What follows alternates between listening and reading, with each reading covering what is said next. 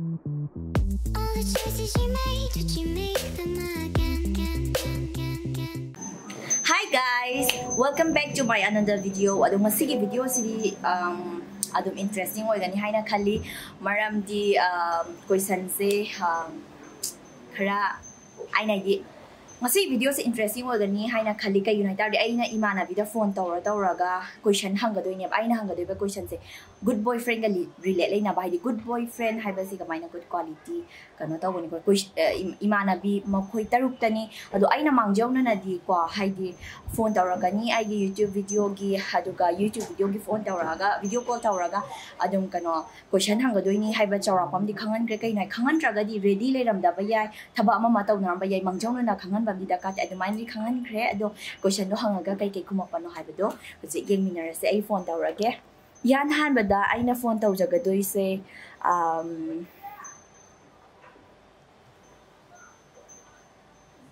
Rebita chanu kawe Rebita da hana phone tawjarage phone tawrage phone chatle huzik phone chatle ay bakale ay na bakale hang dubai hoy na bakale hang dubai hoy na bakale volume se like kale hang dubai hoy na bakale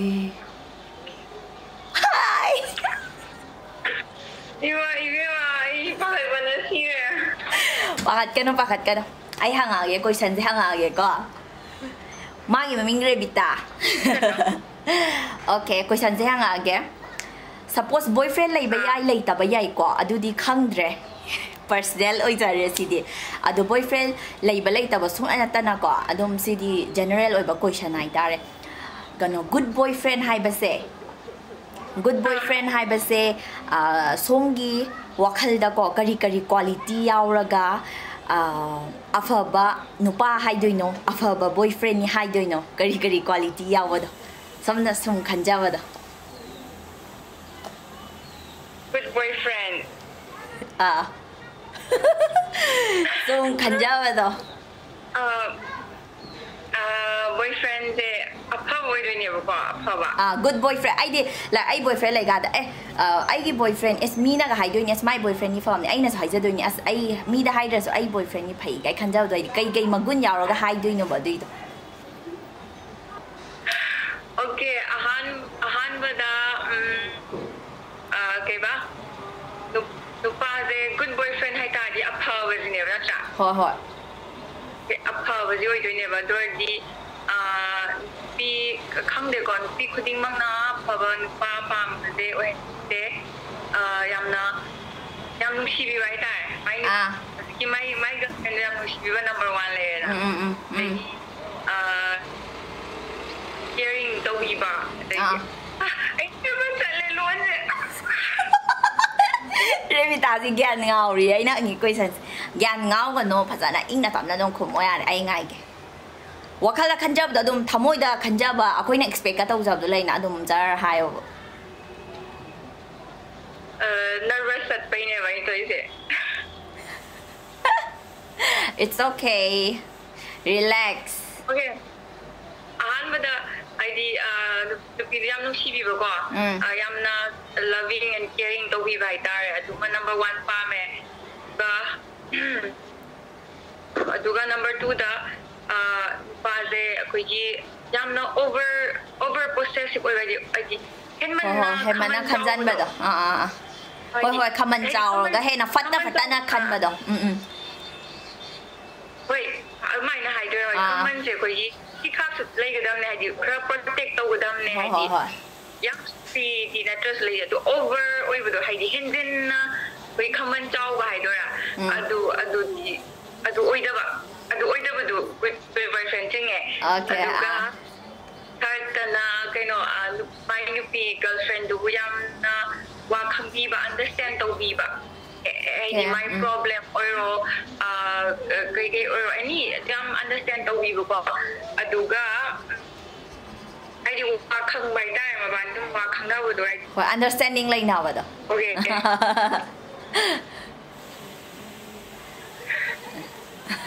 aduga number 4 da na kino tawwa pase dum loyal oiba ko loyal oiba se kama haide no koi maite wanda haidi chit ka tawda ba thamoi seng na ba adagi kama hai ni ho atomaina thamoi seng ba chit tawda ba bani tabra taye tabra asne wa si kha nungai tre nung su kan na tare adu oi tai oi adugumba aduga trustworthy oiba aduga amana afaba boyfriend oitardi magi girlfriend duna is nushi bitardi girlfriend duna I fattaba thabak toragasu echum thopi ba ba itare hoi adumaina enang to silale khole sum tawdone haraga achumba lambi guide li tawbibado id fattaba ram changam dawudo chum thokbibado ka adu good boyfriend en khalle ai imot ko adumaina khalle duga ataidi o amana kino so yamna supportive oibaso id and dugi any mana towning bale my passion or career or whatever my life that masu personal individual amani na ko hoi aduda dam support bibi ba ida aduga encourage to bi ba id negative all the time ke any tung down to bi bana ta ai haide sing bai di good girlfriend to jing ai ni your or my girlfriend or boyfriend ani mak na chen do gun ne ba do ai business so pa same to ne do good boyfriend na hanga bani na ai boyfriend na hire one da sing bai di ai mak na ai pai loi na ore ni ta adudi aslo isure magun se chende ba magun se am yame revita gi nupada okay adudi revita na yamna answer se haidi phana nubi khuding mang ne expect to du loin cover to thokre mana okay yam nungai revita adudi ai gi ko question khunbira pagi matang kai thoga yam nungai ko ai cái site cái am na nungai jai ai ko nang ni khang ni nang ni sa ro ai cái đi last mi loi hang ma loi last hai ra cái last hai le video đôi na yeng video đôi na yeng okay adu di amok thamage ko bye bye thank you okay ai huzik I know the phone tàu đôi xin kano tina lại lên jam tina đó phone tàu rồi cái adu ko question mo hang ai cái không một phần nào gì ngasi ko phone trực chặt đi cái gì không một đấy ngasi ko smart una bo na bada ai som da ta rồi rồi camera đi ai phazana ta rồi Hi Tina. hello Ai do kano tawi ai do nang na di phazana u rồi kai noi som da camera so nam mani na camera ta na hona da ai no na phazana u rồi ha nang na ai se phazana u rồi phazana ta rồi ngang se tai o ai na ba di nang na ai dum ai gi mai na kan da yengo ba ai si da video nam mani na ne ai do som no ina ta na hona da na wona ta han ma ngam dre ba phone thamam no koras ai waring a sai chem ai wab da lore si sport no mong ta sale si da okay atai lai ai question hanga ge come to the point ai gi question se okay boyfriend lai ba lai tab du di personal one ko later si ai later si ai adum si question ji di anyone hang ba yai na khali ko do okay good boyfriend hai ba se good boyfriend hai ba se hai di kari quality che laga good boyfriend oye afaba nupa oy haibado haigani nangi wakhalda wa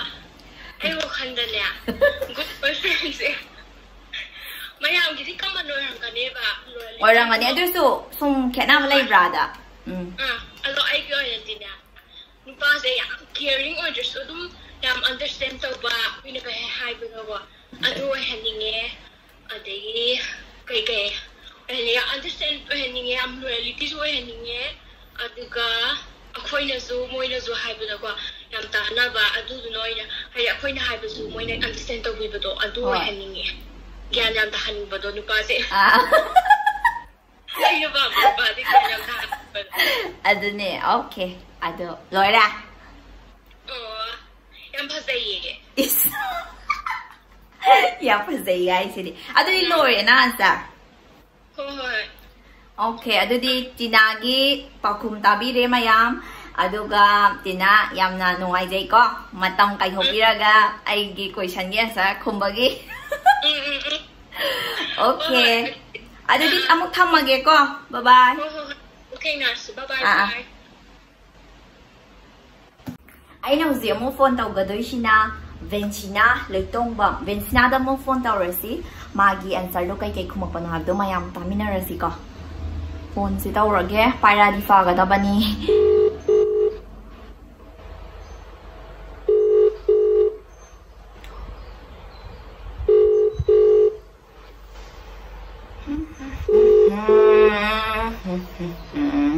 Spiral Vencin nang Thengli thengdo khre bai sing asi sport home ba setup to ba kai kam ya na thengdo khre aina 4:30 han ne 4:30 da taw bangam gidre 4:30 taw da vida kanon tho khre ba timing se 5:20 ta tho khra bai wane ai gi timings pairak tre se ngang se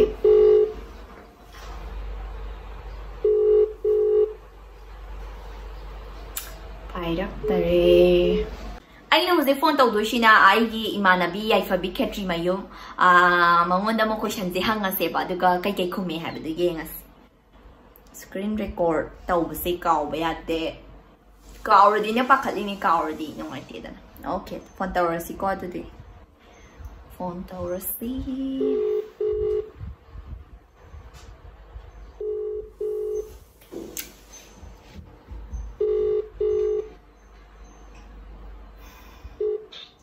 Hi, Fabi. Hi, Mani. Okay, ada ay ko siya na mahanga agya. Tabra. Network tang nuai ti ko. Kano taw tang chap pa taw eh. Sing da basu ay mahilati. Ado kano taw eh ay na di. Hoy mamme khara. Ado ay na hanga doi ba question se boyfriend ki matang da ne ba. Kasyam lu ba question na ti ram live question ne. Ay na hanga doi hangage ko. Ay na hanga doi say good boyfriend ko. Boyfriend o siya yung kano ako'y afaba nupa hay tare ko. Afaba nupa se sige nupa ay ginupa si di afaba nupa ni kay tan nakanja doi ni hay dress na tra. Nupa hay di boyfriend lay tare kadi. Ado good boyfriend se good boyfriend oy ge hay di oy na khandoi se ako'y na kari quality chi laga khandoi no ba. Kari quality chen ma matamda. So nang iwa khanda. I give in a hierarchy. I give the first day give the loyal ba. First step, ma'am, loyal ba si madi shobe ate duka. Second priority within that there's some higher mathang dana a mutual understanding lay ba se. Adi ai gi wa da man khang ba da gi ma gi wa ina gyan ta bang ba do da gi sense of humor ga mana ba do. Ai hagi ga to so ngong ba pa ut do. Adi mathang se fatta ba se ja sijina da ba. Okay, Adi mathang dana adi ai bulu na to bi do.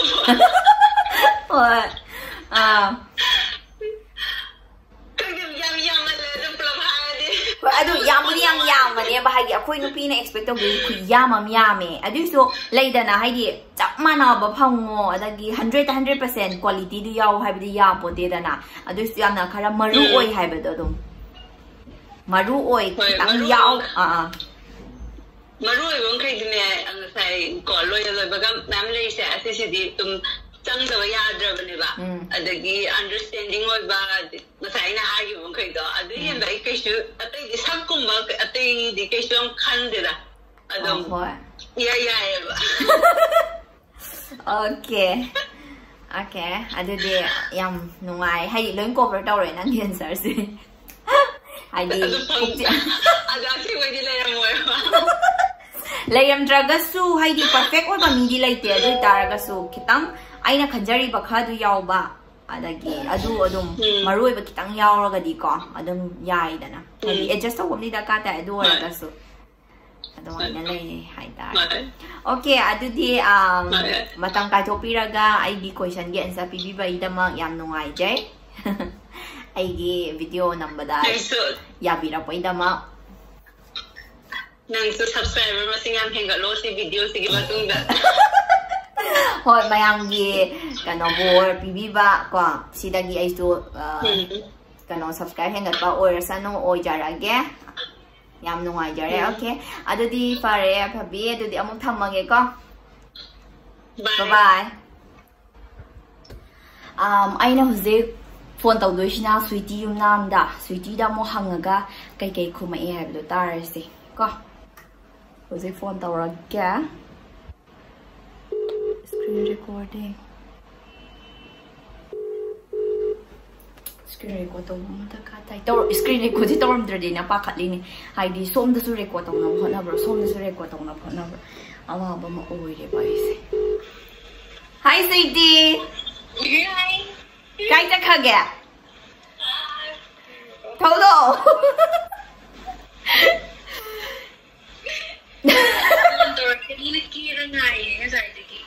adudi phajana ko lo kano tawe network sin ngai ta bro khitang sieng ba wal sieng da ba khitang di sieng ba wal ai do FaceTime to ro ba di ya ba ne do FaceTime to ba do khitang sieng dra di na pakhat ba ya lam ta dre da okay ado ko sha ma hangage asa piro yam kamoi naga unga ya ba mina som na nervous oi chana re da ma di tin kamoi le ramwan okay ai gi question ze kano ne boyfriend ni matang da ko boyfriend ni matang da ne ba boyfriend se le tra si ai adom answer di akoi na pi na khanjab do khum doi ne good boyfriend ko akoi gi afa ba nupa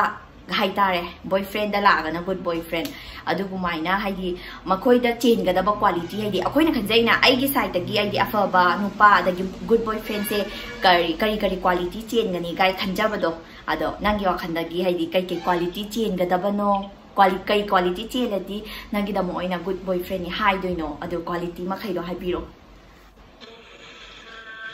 adum like honest ba loina mak compulsory do kitang lang kera sweetie kano tawe kitang tape tar tar like loyal but tum badadi me kudi makta dum adudi like compulsory way na ko amadi kiso adudi like different quality ne na high by like unique quality na tiba ado ay na pa bahari sense of humor like no pa amadi noan bangam bado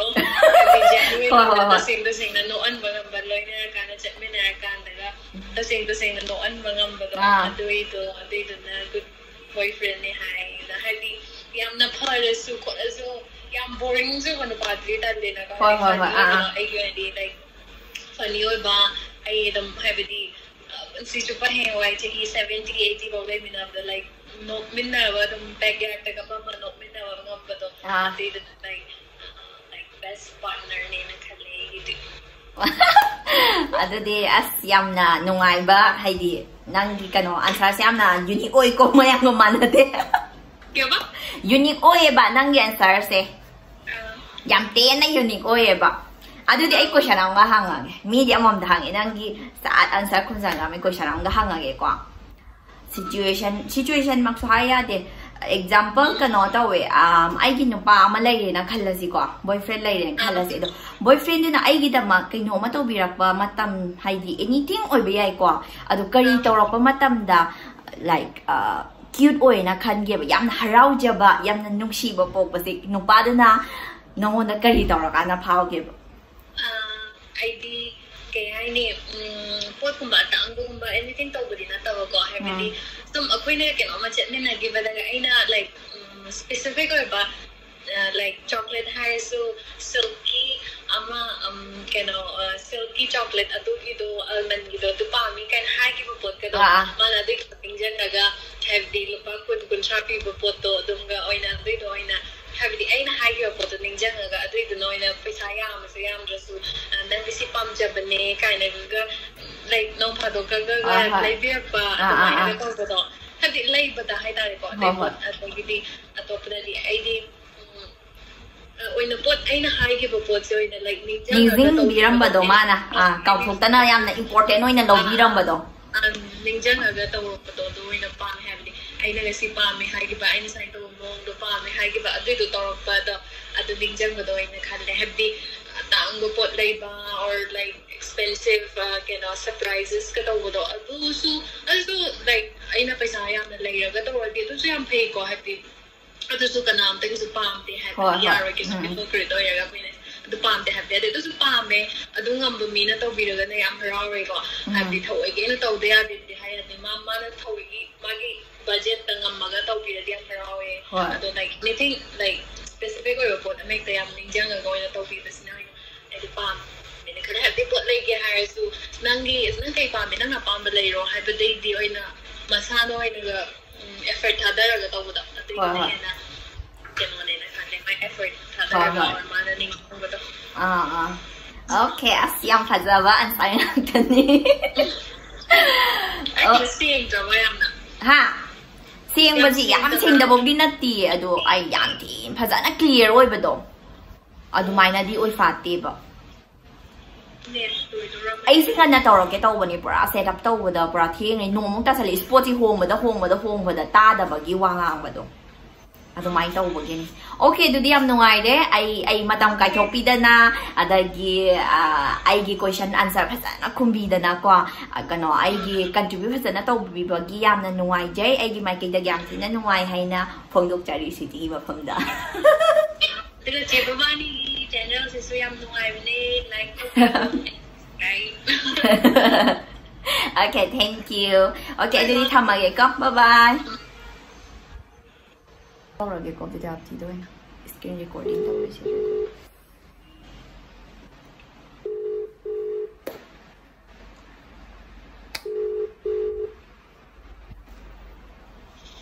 Hello Vidyapi.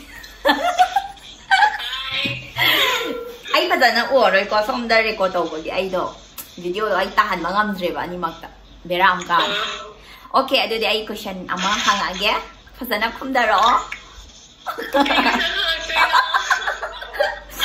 Yamna kano general oi bani hai tare mi khudi makta ilai na khumang gadaba question ne. Okay, question do hanga age ai boyfriend ki matang da ni ko boyfriend le so ai le ka sian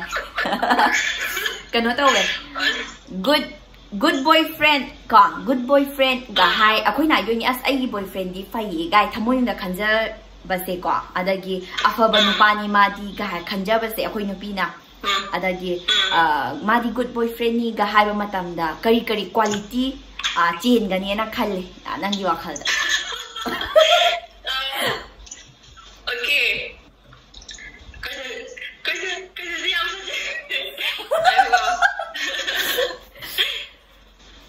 oi ai lo na ga dong khumage ko hoi yai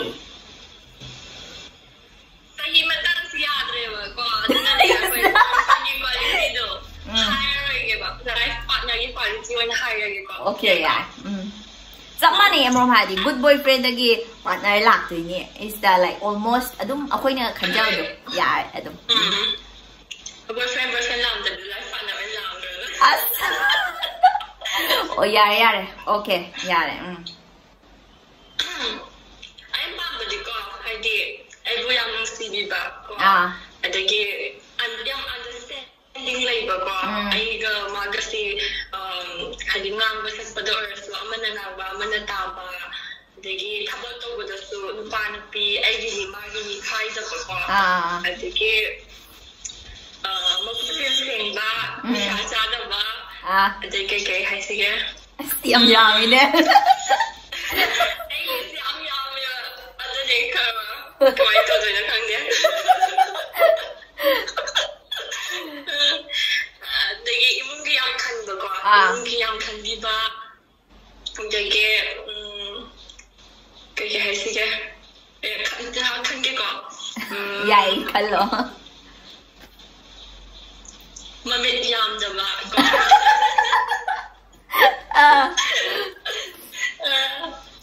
아이 아신 거니까 understanding like 거 quite 밤에 해 understanding 그래서 ngang mo sa pasagki adagi sintomgi kayamta khanje ba adu haitar hoi understand daw bi do phazana understanding lai na ba ni ma fazana haitari aina atawar adi appreciate tawna ba respect tawna ba maga respect su tawna ba feeling haitari quality ado loi shore yam me adu quality me am de me no ba thi da me du de fazana thanbe chala ka thi da me nang no pa okay para yam nuai adu di nang gi kano me am de nupi me am lo loi na khalam ngani na khalle quality na oh yai chu mi askawi ne magi maming Vidyavati Engkhom aduga magi su channel leibane ado magi channel do no na hang mani kuidri ado ma subscribe to view amadi support to view ko ado magi link to ai description box ta hapchara agi mayam kano to view check to view so shoy dana aduga subscribe su sa to sanbiramo yare ka okay ado diam nungai ko matam kai thopiraga ai gi yamna chanlaba question amagi answer pibidaba yam nungai jai adudi okay thank you okay adudi thamage ko bye bye huzik question se mathang mayam mi taruk tani ko question se mathang mayam mahangre aduga answer su makhal mathel mayam tagre edu sumaina chawrakpa ama haifek peti mane ko nupi akoi na haidi khanjab da nupa na khan baso dum chawrakpa amdi manarangani haina thajai haidi mi khuring mang adum khanjaba pot eba city aduga aduni haitare do ai gisu imana bi first rebitana ai gisu hai on hai bado ai di sung wari sana marak tadi khomjan manungai tabagi haida bane bado ai gi di husi mayam hangba loira ba matung sida haijara ake ba ko ai gi oina kari quality chain ga da bano hai bado first of all ai di han bada ai na jaga da badi pukjel seng ba se yamna pa me pukjel seng ba hairaga chit tawdaba adagi fajana haidi thamoi sengna ba pukjel seng ba do pa me ba maramdi pukjel seng dragadi sum loina rakpa matamda pukjel seng dragadi adagi thamoi sengna raktaba adagi lona thabak ai bu nungai daba mayam tawrapa na maram oiraga ai na harau leiramaga su haidi nungai taba oiraka doini aduna maram oiraga khana bor toini problems e aduki matik yamna lakane ba ko aduna ai di haidi pukjel seng ma sam daga tai khali aduga angtukpasu mayam malayre loiba khambanai roi hariba makai adu moina maksu ai goina haidi siendaba 100% aina expect to bududi phangwai badi yaroi ba adu moina maksu khara makai daga tai na khanjaba do aina mi amoina hingina taragadi aika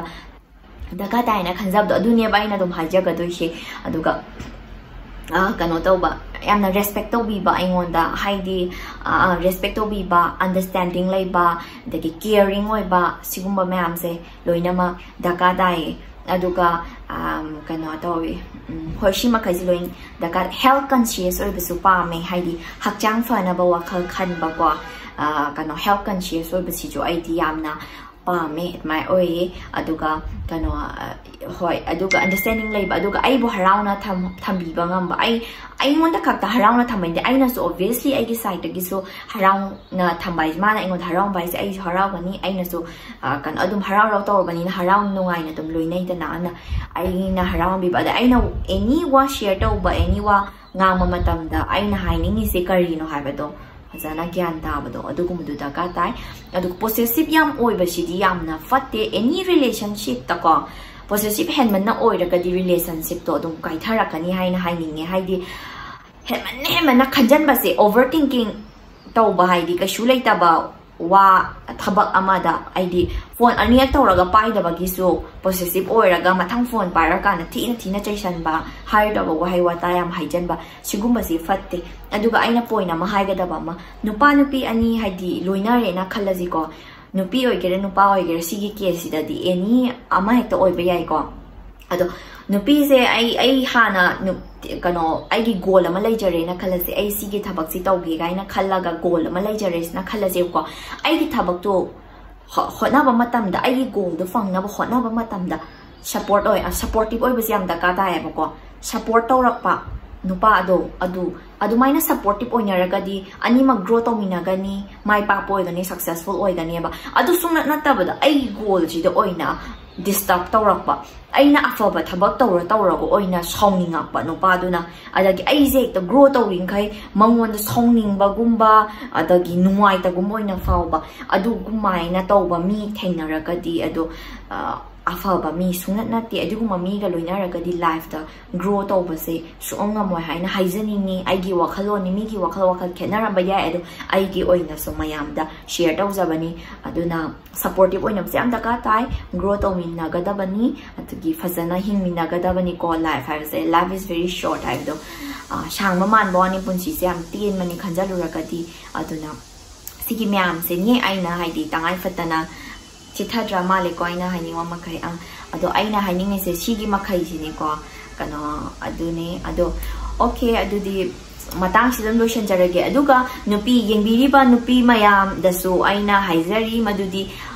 adom na khanbiba quality mayam nupa se karamba da nupa da afaba oina haigani haibado mayam na kano tawbiramo comment box ta isai sagi adom ge khanjaba wakhal makai do loina comment da ibiramo ai pajage hadi kai wakhal kalab da ai page sum khangjake ai so mayam gi wakhalon do aduka nupa makai so ai kano girlfriend gi matang da mo video haidi girlfriend da oina tong haninga gadi adum haibiramo comment da ai adusu tawrake haidi si interesting oi haina khanbiragadi adu comment da duma haibiramo okay dudi matang asida kaisan matang asida kainarasi mayam matang asida lotion jarage aduga mayam anoba oibiragadi kauduna subscribe tawbiramo adu support tawbiramo aduga mathang makhata ba video interesting oiba ama puraga mo halak jarage mayam adudi kainarasi ko bye bye